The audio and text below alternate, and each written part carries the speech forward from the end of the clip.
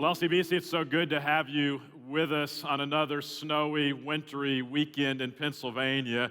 And can I just say a special welcome to Parker Hill Church? We're so glad to have you with us today as well. And for those of you that may be unfamiliar with Parker Hill Church, Parker Hill is a great church, and it's a community of close to 2,000 people up in the Wilkes-Barre, Scranton area. And can I just say, too, for those of you that are not familiar with LCBC, we're actually a community of people that whose lives have just been changed by Jesus Christ, and we meet in 15 locations scattered across central Pennsylvania and online. And LCBC, that's what it stands for. It's just Lives Changed by Christ. And last fall, LCBC and Parker Hill decided to partner together in our efforts to impact the state of Pennsylvania. And so we're excited about the prospect of joining more closely together in the days ahead in order to see more and more lives changed by Jesus Christ. Well, for the last 5 weeks, actually throughout the month of January, we've been challenging ourselves to rethink our lives. And after a crazy year in 2020, we've been challenging ourselves to ask ourselves a question: where in my life do I need to make some changes? And I hope that you've taken this opportunity to examine your life, and I trust that you've been opening up yourself to God's nudges and direction so that you can fully experience everything that God has created you to experience in this life. Now, today as we close out this series of studies, I'm going to get real specific with you. Today, I want to challenge you to examine a part of your life that odds are it's not going that well for you. As a matter of fact, in 2019, Forbes magazine said that over 70% of all Americans are struggling in this area of their lives. Other experts have actually said it's closer to 90% of all Americans are struggling in this area. And what these experts are actually saying, and what you and I know to be true, because you live with the pressure every day, and you live with a heavy weight on your shoulders every day and every moment of your life. And so what these experts are saying is 9 out of 10 of us are living on the brink. We're living on the edge. 9 out of 10 of us are just one unexpected medical bill, one broken down car, one malfunctioning washing machine, one unplanned pregnancy. 9 out of 10 of us are one surprise away from financial disaster. And so today, I actually want to challenge you to rethink how you manage your money.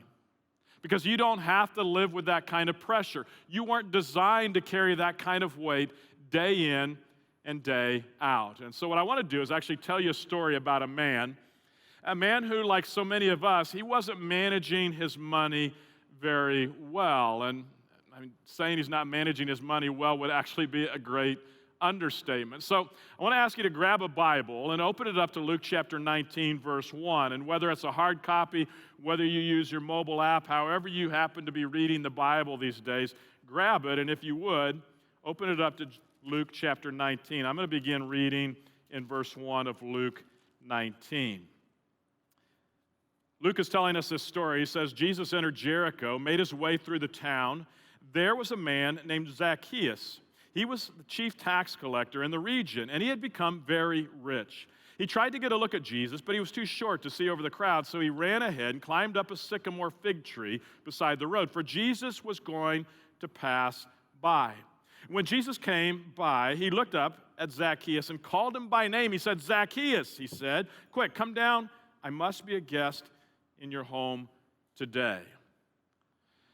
Now, if you grew up like I did, going to church as a kid, then you know all about this man, Zacchaeus. And you've even sung the song about Zacchaeus. You know it. Zacchaeus was a wee little man. Yes, a wee little man was he. He climbed up in a sycamore tree to see what he could see. And Jesus said, "Zacchaeus, you come down from there, because I'm going to your house today." Now, I know you know the song. You've sung that song before. And in thinking about it today, I wonder, is that even still politically correct? I mean, can we call him a wee little man? Is that right to say that anymore? But anyway, that's what the song said. And so we go on, verse 6. Zacchaeus quickly climbed down, took Jesus to his house in great excitement and joy. But the people were displeased. He has gone to be the guest of a notorious sinner, they grumbled. And so let's talk for a moment about why Zacchaeus was considered this notorious sinner. See, being a notorious sinner was all about Zacchaeus and the way he handled money. Zacchaeus was a tax collector. And in his day, tax collectors were generally free to collect extra taxes from the people in order to make a profit. And so opportunities for theft, for fraud, corruption, they abounded in the lives of tax collectors. And while you may have sung the song about Zacchaeus as a kid, have you ever stepped back and just thought for a moment and say, why in the world does Zacchaeus want to see Jesus in the first place? I mean, what was it that drove this man, this wee little man, a tax collector, to climb up into a tree just so he could see Jesus? So let me tell you what I think. I think Zacchaeus climbed this sycamore tree not only because he was short of stature, not only because he couldn't see, but I think he climbed that tree because he wasn't happy with his life. I think he was so determined to see if this miracle worker named Jesus could do something for him. Because even though he had all of the money he could possibly want, Zacchaeus still wasn't happy with his life. I mean, what we know is that Zacchaeus had caused so much pain in other people's lives because he was a tax collector who he extorted money from the other people, and as a result had become wealthy, but instead of enjoying his money, he was miserable. And he knew something major needed to change in his life, and it needed to change fast.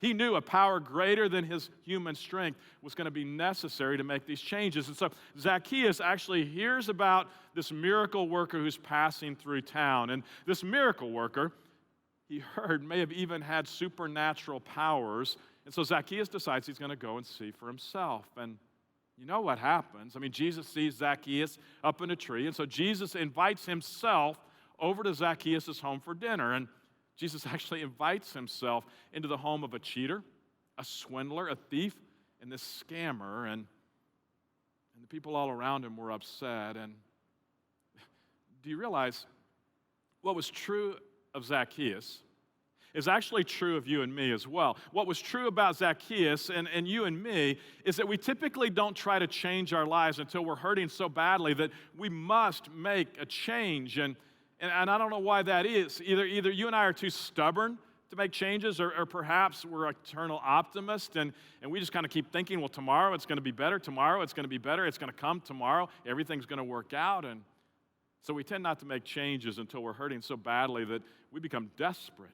And we just have to make a change. And too often, we don't turn to Jesus until we hurt so badly that we've got nowhere else to turn and no one else to turn to. And so Zacchaeus climbs out of the tree, and he takes Jesus home for dinner. And something over the course of the dinner happens that just rocks Zacchaeus to the core of his being. And Scripture doesn't actually give us any details as to how the conversation unfolded, but what we know for sure is that Zacchaeus' life, it was tipped upside down because of this encounter with Jesus over dinner. He had an encounter with Jesus, and his life was different. And evidence that he was a changed man is the fact that Zacchaeus rethinks the way he manages his money. Look again at Luke chapter 19, but go to verse 9. It says, "Meanwhile, Zacchaeus stood before the Lord and said, 'I'll give half of my wealth to the poor, Lord, and if I have cheated people on their taxes, I'll give them back 4 times as much.'"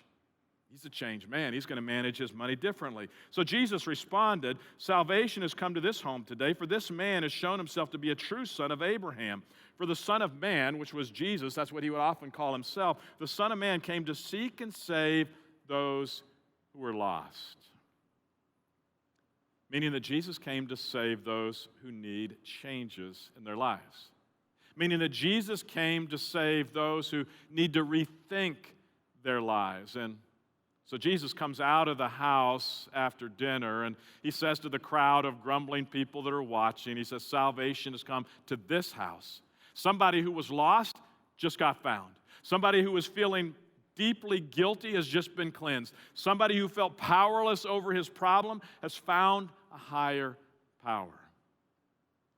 See, Zacchaeus was a man who was changed by Jesus Christ. Zacchaeus was a life changed by Christ. And that actually makes sense.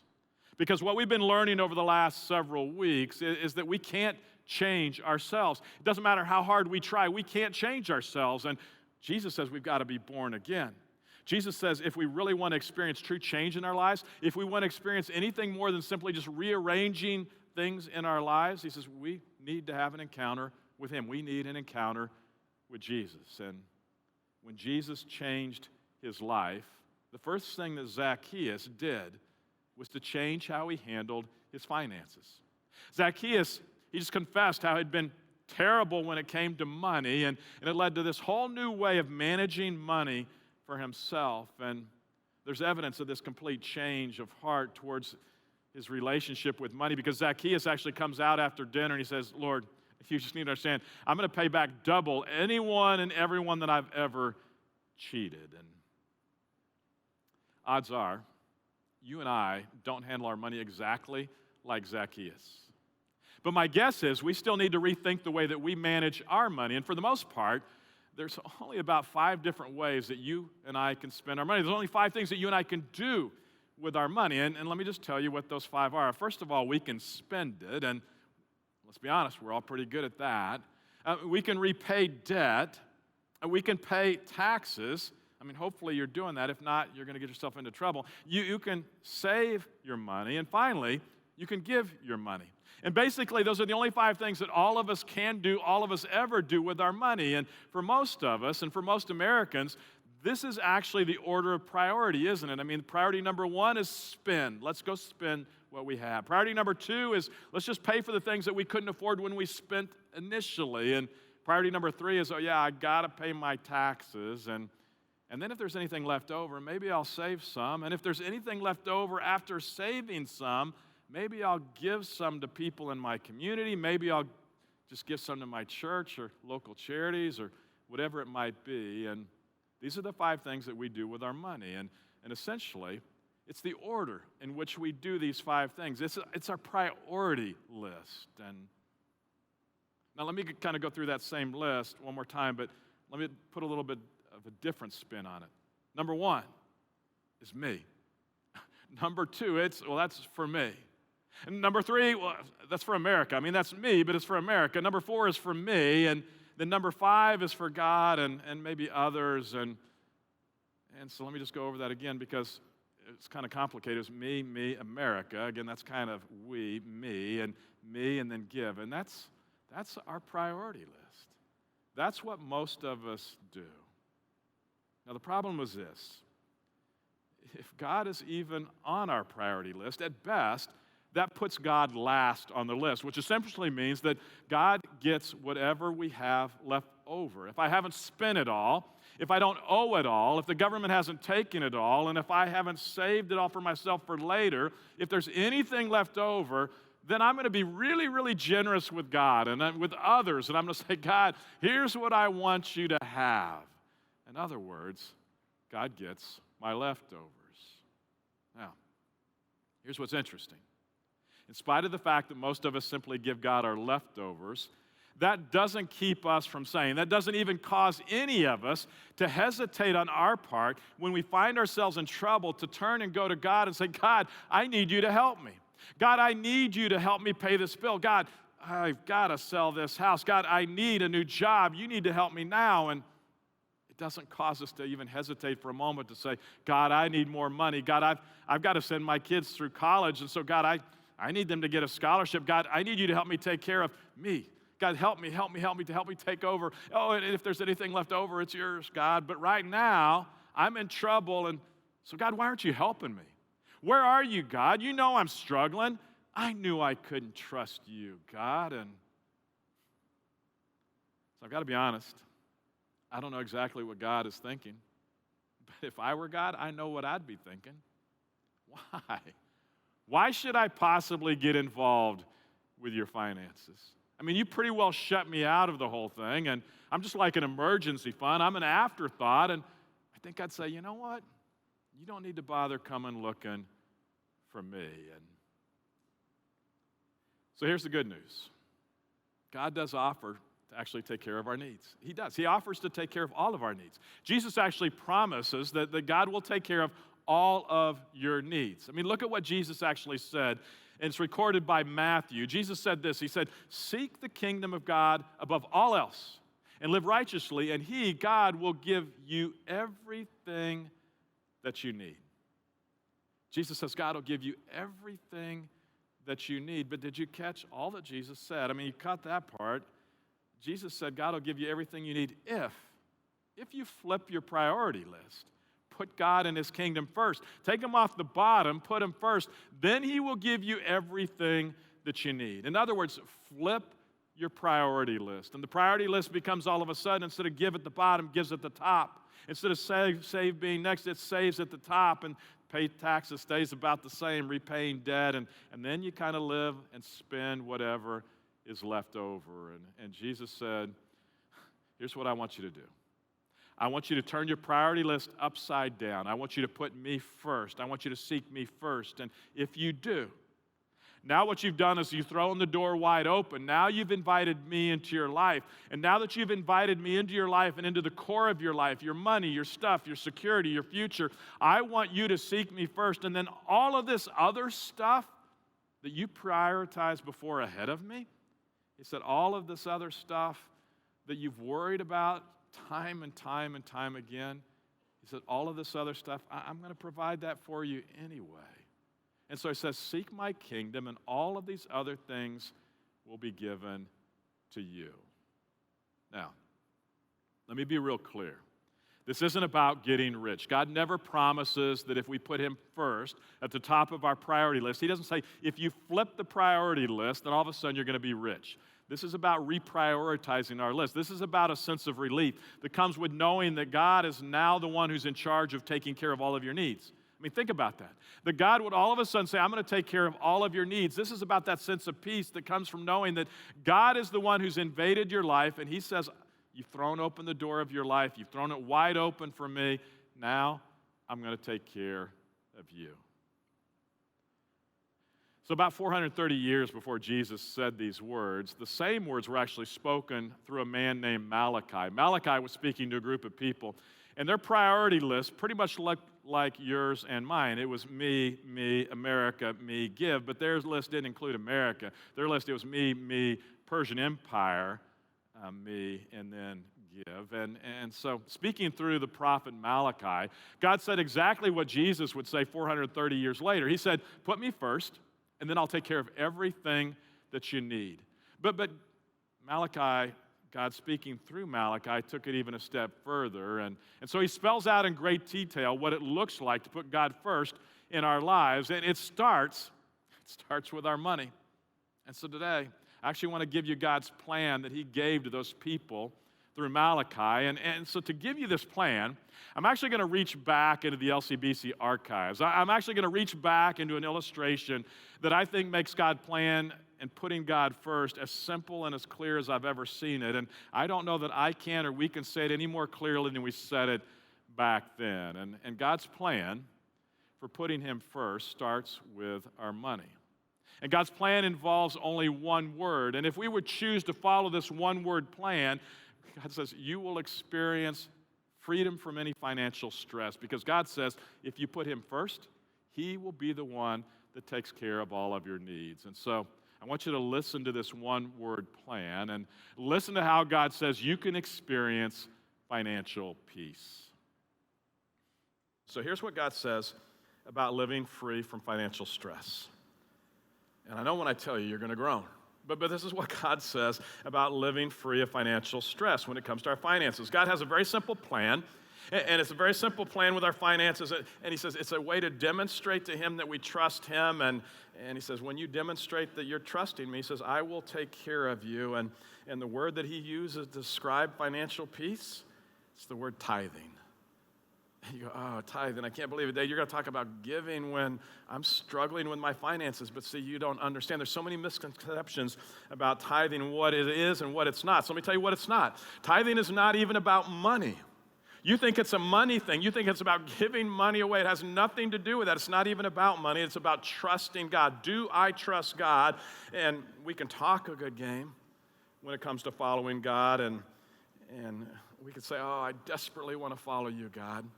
But when it comes to our finances, bottom line, he says, look, I just want you to show me. Show me that you actually trust me. Another thing that tithing is not, it's not even about giving. It's actually returning to God what is already his. Everything we have belongs to him. And we think it's ours. We think we've worked so hard to earn it. God says, no, it's mine, and I'm letting you use it for a while. And you do realize if you were to die today, tomorrow somebody else will be driving your car. Somebody else will be living in your house. Somebody else will be eating off your plate. Somebody else will be sleeping in your bed. I mean, it's not ours. It's just returning to God what's already His. It's not about giving. And we think it's about giving. And see, giving is tipping. Giving is when you go out to eat today or tomorrow, and the waiter or the waitress serves you and serves you well, then you're going to give to them a tip. And you're going to say, good job. Just want you to know, good job. And you give them a tip. God says, this isn't about giving. It's not about tipping. He says, this is about demonstrating the fact that you trust me, that I trust God. And now, God gets even more specific about what he means when he talks about tithing. So when he talks about tithing, he actually gets specific. He says, tithing is returning 1/10 to God what God has already given to us. It's his anyway. And then he says, if you will give 1/10 back to me, if you'll return back to me 1/10, he says, then I will bless the other 90%. I will bless it and do things in your life that you can't even begin to imagine. In other words, God is saying, I'll make you a deal. You give me, return to me 1/10, and I'll bless the rest. You bring to me, return to me 1/10, and I'll take care of you. You return to me 1/10, and I'll make sure that all of your needs are met. And we can actually read about this principle in Proverbs. Proverbs is a book of not necessarily promises. Proverbs is a book that says, if you do this, this is the way life generally goes. So it's not a guarantee, but it says this is what typically happens when you do what it says. And here's the Proverbs chapter 3. Honor the Lord with your wealth and with the best part of everything you produce. Then he will fill your barns with grain and your vats will overflow with good wine. He says, just honor me. Return to me 1/10 of what I've already given you. And what's interesting with this is the people that were originally being talked to in Proverbs were people that were farmers. They lived off the land, and so their wealth, and again, notice that it says wealth. It's not serve me with your time, give time to me, because sometimes people say, well, I don't have really any wealth or finances to give to you, God, and so I'll just give you my time and serve you. No, it says your wealth. So for them, it would have been produce. And God just says, look, if I give you 10 of these, then he says, I just want you to take one and return it back to me. Just return one to me, God actually says. And then he says, I'm going to give you 10 of these, and as I give you 10 of these, just return one back to me. That's what tithing is. And it's not about giving. It's not about tipping. It's about, do I trust God? Do I trust God with my life? Because all of it's his anyway. And so he says, just one of these, you return to me. The rest you can use for yourself. It's yours. Do with it as you please. And he says, if you bring one of these to me, the rest you can do as you please. And then he says, I will bless this beyond anything you could imagine. I will bless this beyond what you could do if you had all of this under your control. And so God makes this real interesting kind of promise and thing that he's saying to us. And he just says, trust me. Trust me on this. We get hung up because we tend to think all of this is ours.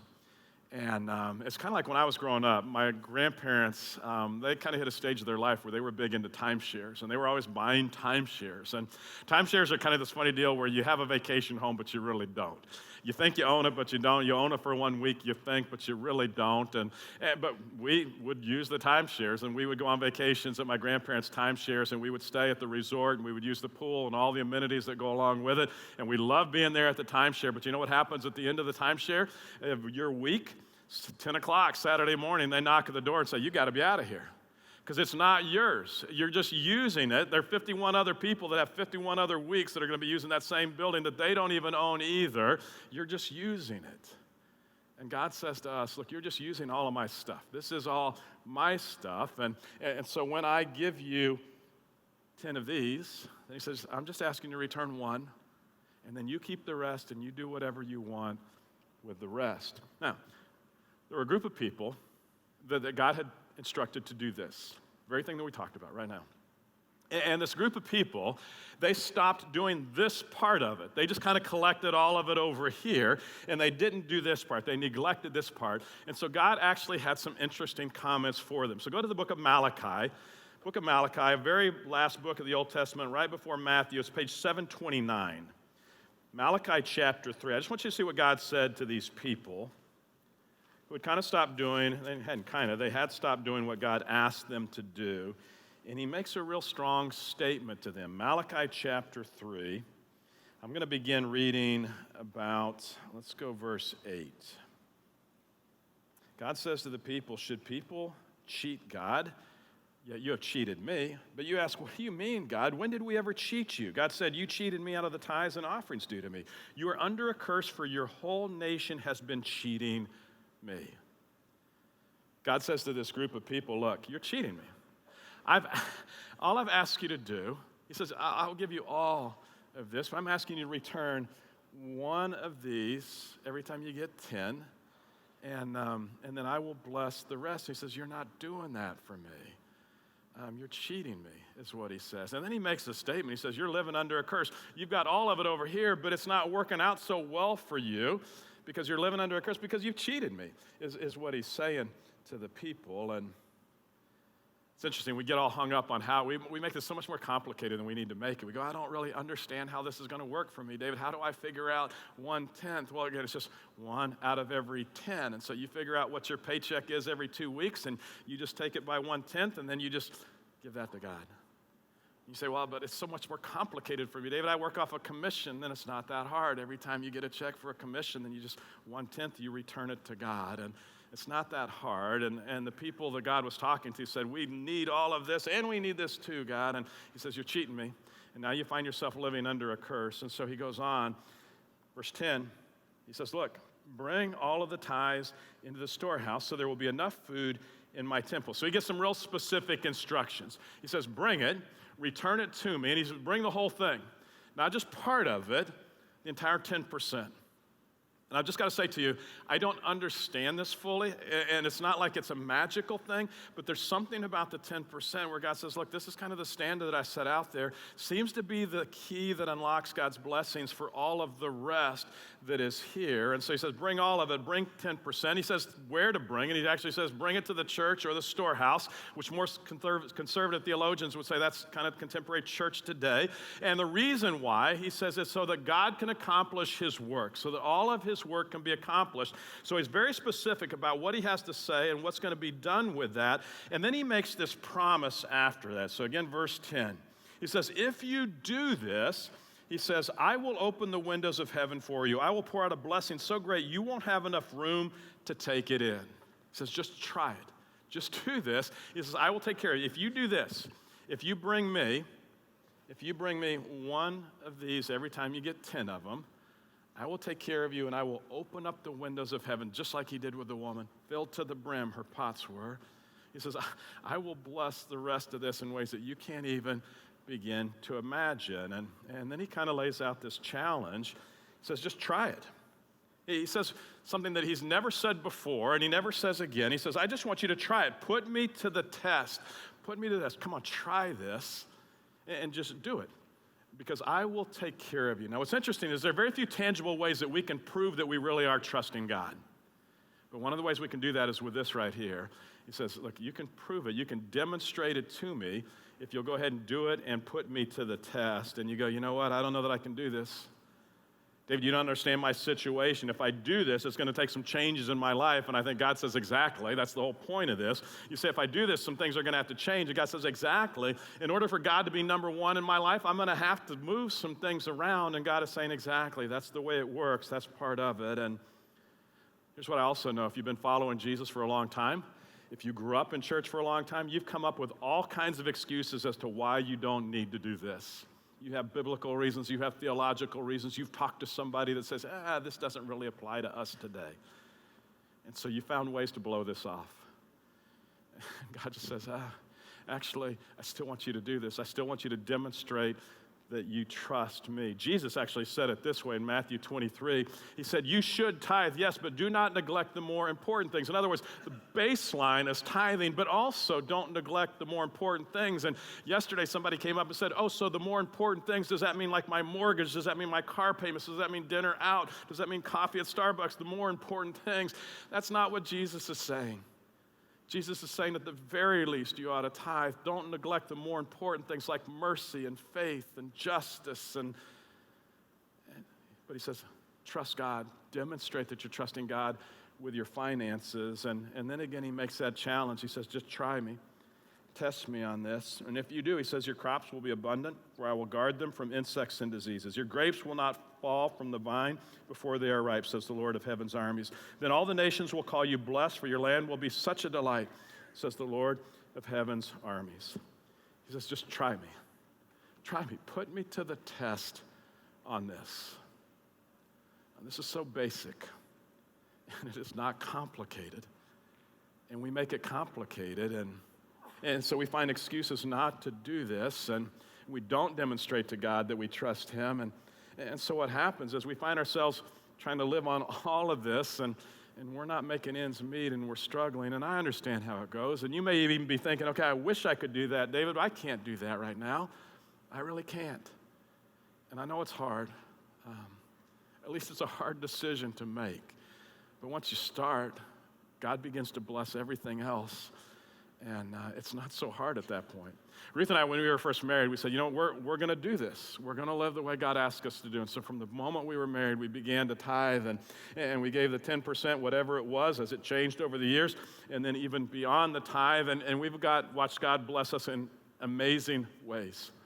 Amazing ways where we've had cars last a lot longer than our cars ever should have gone. So I've said this before, but I wasn't much then, and I'm not a whole lot better now at changing the oil or things like that. And I always figured every 25,000 miles or so seemed to be the appropriate time to change oil in cars.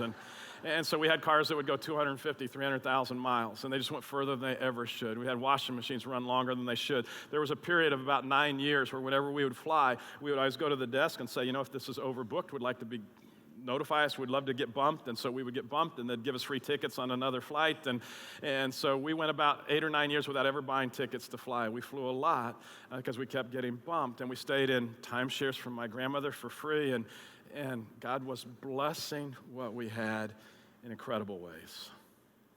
Can I just say, if you're young, if you're in high school, if you're college, now is the time to start this. Don't wait. If you're just getting married, now is the time to start this. Don't wait. But I know the way we think. We go, okay, this is wonderful. I guess that's the way it ought to work. But we go, you know what? We need to eat dinner out. And so we'll just borrow from God and take some from God, and we'll grab dinner. And God, you don't mind if we eat off of your table, do you? And so we kind of take some of God's, but it's okay, God. I'm sure you don't mind. And so we take some of God's and put it back on our table. And God, we would do this, but mortgage is huge, God, and I don't think we can do the mortgage and give to you 10%, God, and then school debt. God, do you know? God, do you understand how much school debt I have? There's no way I could do this, God. I've got to pay off my school debts, and so I'm going to take some from you, God, and kind of take care of that school loan. And kids, God, are going to need to go to college someday, and I don't want them to be strapped with school loans. And so, God, I need to begin to save some money for school, and so, God, you'll understand, right, God? And someday I'm going to retire, God, I hope, and to do that, it's going to take some. And we come up with all these excuses, all these reasons why we can't give to God, and before we know it, we've taken all of this from God and said, God, I know that you said you'd take all of this and that you would bless it, but I need it. God, I desperately need it. And before you know it, we kind of show up at church on the weekends, and we give to God, and we kind of give him this. Just kind of tips, whatever I've got in my pocket, whatever's left over at the end of the month. God, that's what I got this month, God. I need all of this to work on. And you stand back and you go, I don't understand why God isn't blessing me. I don't understand why God isn't taking care of me. And he says the same thing. He would say the same thing he said to the people in Malachi. You're cheating me. I've just asked you to return to me 1/10, and then I said I would bless beyond what you could ever imagine everything else. But you're trying to figure it out yourself. You don't need me. You're not trusting me. You're trusting in yourself. And all you're doing is giving me tips. And so here's my challenge to you. Why not put God to the test? And I understand it's a hard conversation. If you're married, then you and your spouse, you've got to have this conversation. It's going to be an awkward conversation. But if you're living under financial stress, God says, I have a plan for you, and it's this. And you've been trying to take care of it here. How's that working for you? And how are you feeling that way? God says you don't have to do it that way. Now, we try to do everything we can as a church to alleviate as much of the pain as we can as you jump into this and take away even the risk. So we have a thing we call the 90-day tithing challenge. And the 90-day tithe challenge is this. You make the decision to follow God, and you demonstrate to him that you're trusting him by tithing for 90 days. And at the end of 90 days, if God hasn't taken what you have, the 90%, and blessed you and taken care of you in some way, then we'll just return whatever you've done over the 90 days. But don't think it's about us, and don't think it's about church. If you think it is about us and us trying to get your money, then give it to another church. It's not about us, it's about you. And living with financial stress up to here, and God saying, you don't have to do that. It's about trust me. Do you trust me? God says. And so you can go to the website and find out how to get plugged into the 90-day challenge, but I would just encourage you, jump in. Don't hold back. And why would you hold back when God says, I can take and I can do more with the 90% than you could possibly ever think of doing? And I know. You were hoping that God's plan somehow involved him giving you more money. But you need to understand it's not about the amount of money that you think you need. It's really about what are you doing with what you happen to have right now. It's all about trusting God to take care of you right now. It's all about putting God first. And so LCBC, Parker Hill, can I just say to you, if you've been cheating God, knock it off. And instead of cheating God, I really want to challenge you to put God first. I want to challenge you to choose to honor God. I want to challenge you to choose to trust him with your life. I want to challenge you to choose to trust him with your money. Choose to demonstrate that God is number one in your life and do it in the most tangible way possible. Do it with your money. And then just step back and watch. Watch God take care of everything that you need. Can I just say, if you're cheating God right now, and the fascinating thing is, some of you, you've heard this over and over and over and over, and you keep coming up with all these reasons why you can't do this, and so you continue to cheat God. But if you're cheating God right now, can I just say, don't even think about going out and buying that new dress. Or if you're cheating God right now, don't even think about going out and buying that set of clubs that you've been eyeing all winter long. And if you've been cheating God, don't even think about getting the latest version of Minecraft or Fortnite. And definitely don't think about going out and buying that new car. And for goodness sakes, until you stop cheating God, don't even think about buying that bigger house. And can I just ask you, why wouldn't you want the God of the universe to take control of your life? I mean, let's just think about it. Why would you not want God to provide you with everything that you're going to need in life? Why wouldn't you want God to open up the windows of heaven on you? I mean, how amazing would it be for you to put God first on your priority list and then one day be able to step back and say, you know what, I don't understand it, I can't explain it, but something happened in my heart and something happened with my finances and something happened in my family, and I can't really even explain it on paper, but something is different. And you and I will both know it's because you reprioritized your entire financial system, and now God is giving you everything that you need. And so why not take God up on his challenge? And why not put God to the test? I mean, you heard me talk about the 90-day tithing challenge, and you can find it on LCBC Church website. And if there's anyone that you're thinking, okay, I think I want to do this. It doesn't matter if you're online. It doesn't matter if you're in person. We'll even make it available for you at Parker Hill, because this isn't about LCBC. This is about you putting God first. And so here's what we're going to do. As we finish, Matt is going to sing for us. And Matt's actually going to sing a song. It's a commitment to God. It's a song that speaks directly to God, and it makes a commitment to putting God first, to putting God at the top of our priority list. And so can I just ask you, as Matt sings, I hope you'll use the words of this song. It's a familiar song. And I hope you'll use the words of this song, make them your own, and make them your own personal commitment to God. And I hope that you will speak these exact same words back to God as a commitment.